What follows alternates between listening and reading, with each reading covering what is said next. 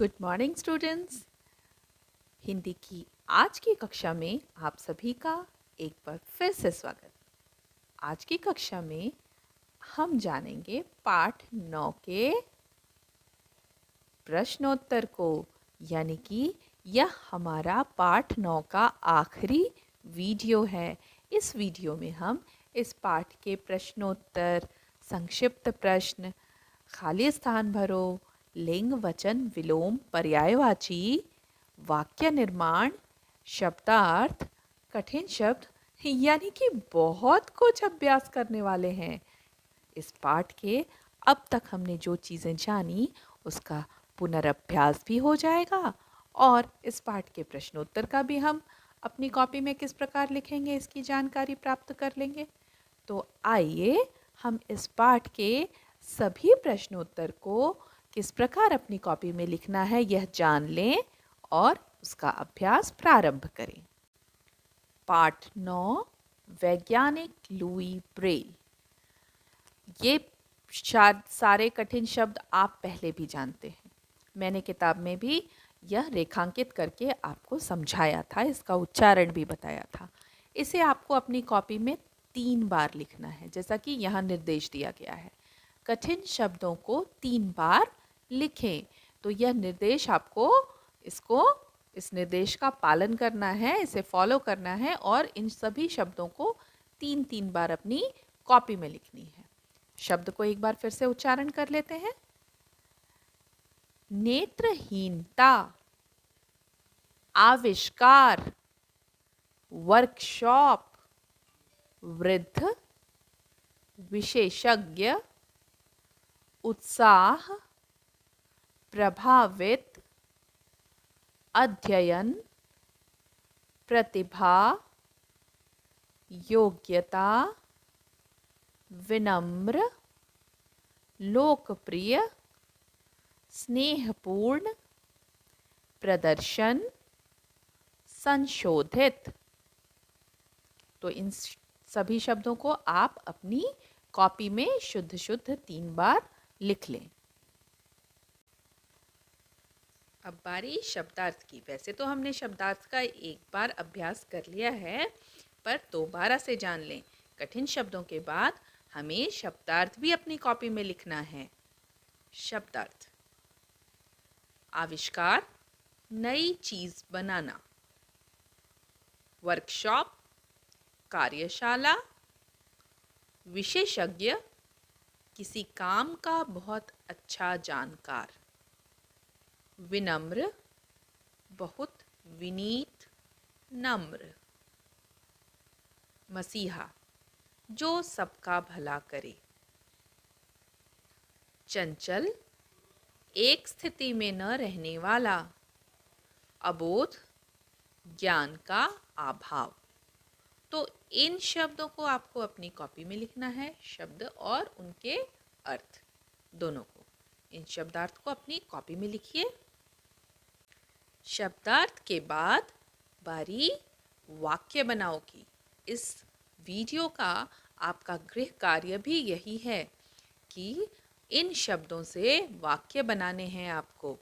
वाक्य बनाओ। किन शब्दों से बनाने हैं वाक्य वो जान लीजिए आप सबसे पहले। आविष्कार, परिश्रम, आदर, रोशनी, नेत्रहीन। इन शब्दों से आपको बनाने हैं वाक्य और यह है इस वीडियो का आपका गृह कार्य। यह आपको स्वयं ही बनाने हैं इन शब्दों से वाक्य। अगला है वचन बदलो। घोड़ा, घोड़े। नन्हा, नन्हे। आँख, आँखें। कहानी, कहानियाँ। रेखा, रेखाएं। लिंग बदलो। इन शब्दों के लिंग बदलने हैं। छात्र, छात्रा। माता, पिता। घोड़ा, घोड़ी। बालक, बालिका। बेटा, बेटी। ये सभी शब्द आपको पाठ के अंतर्गत मिले होंगे। इन शब्दों के लिंग बदलने थे। अगले प्रश्न की ओर बढ़ें। विलोम शब्द।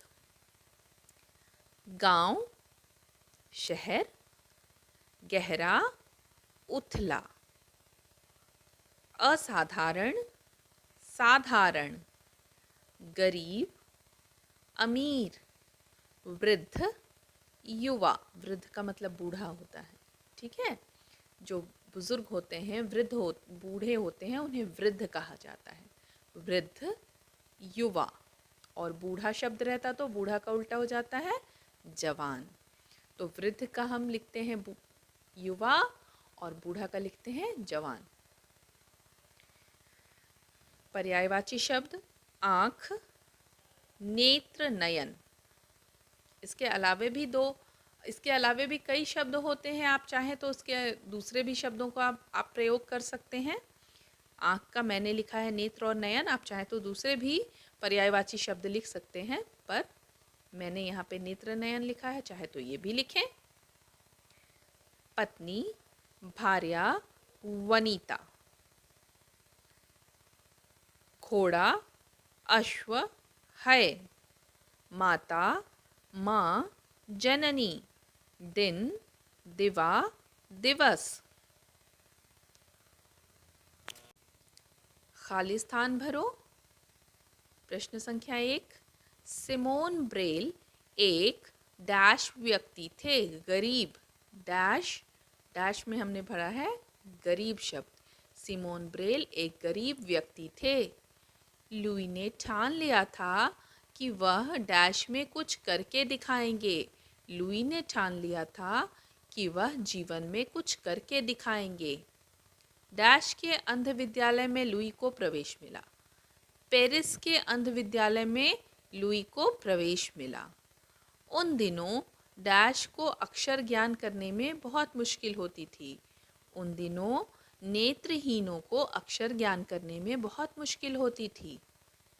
लुई ब्रेल को अपनी डैश दिखाई देने लगी। लुई ब्रेल को अपनी मंजिल दिखाई देने लगी। संक्षिप्त प्रश्नोत्तर। लुई ब्रेल कौन थे? लुई ब्रेल कौन थे? ब्रेल लिपि के आविष्कारक। लुई ब्रेल कौन थे? ब्रेल लिपि के आविष्कारक। किस पादरी ने लुई को अपना लिया? पादरी जैंक्विस ने। कहाँ के अंध विद्यालय में लुई को प्रवेश मिला? पेरिस के। लुई का जन्म कब और कहाँ हुआ था?